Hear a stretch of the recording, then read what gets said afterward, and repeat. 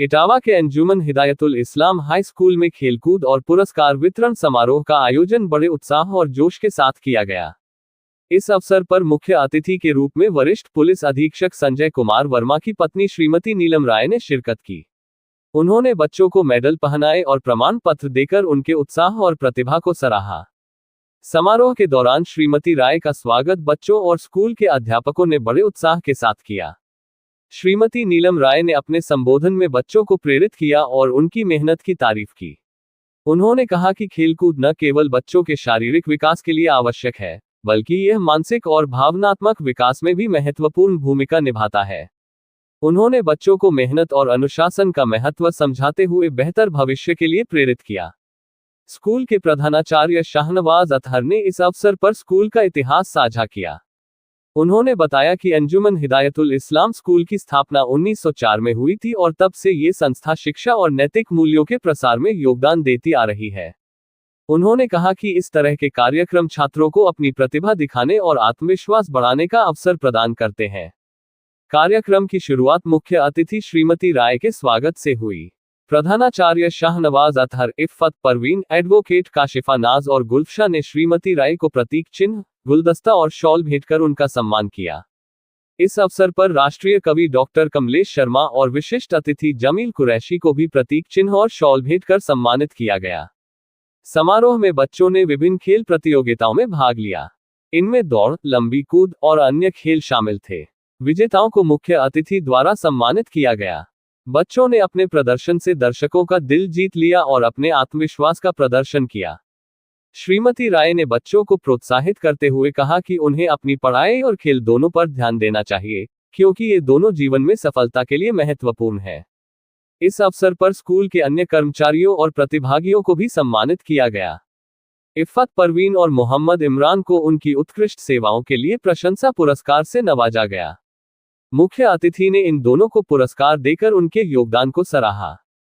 कार्यक्रम का संचालन आमिर खान ने किया। उन्होंने अपनी कुशल प्रस्तुति से कार्यक्रम को सफलतापूर्वक संचालित किया। उनके संचालन ने दर्शकों और अतिथियों को कार्यक्रम से जोड़े रखा।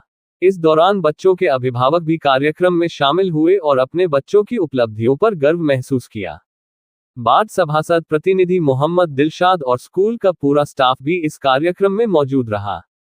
सभी ने इस आयोजन की सराहना की और इसे सफल बनाने में सहयोग दिया।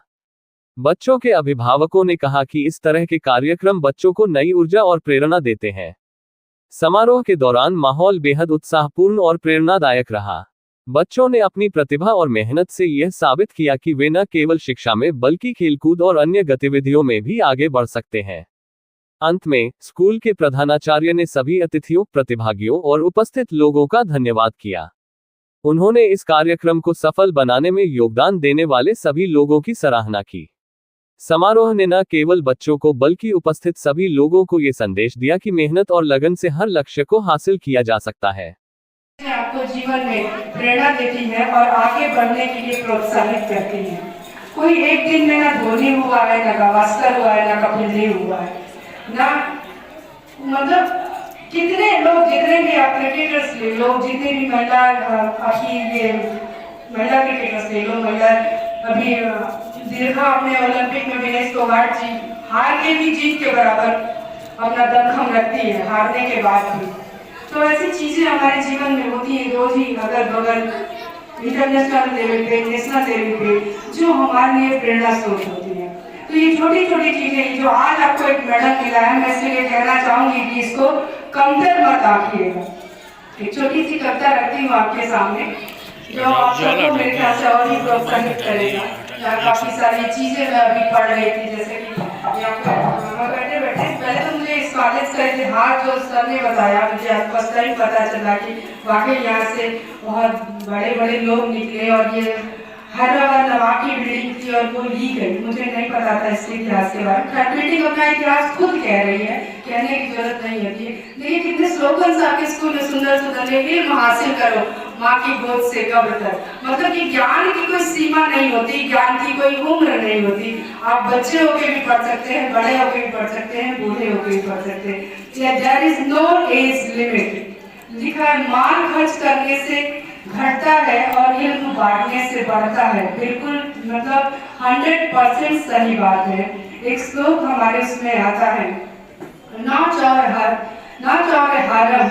ना राजहारम ना भाज्यम न च भारवेति व्यय कृते वर्धते नित्य विद्याधनम सर्वधनम प्रधानम।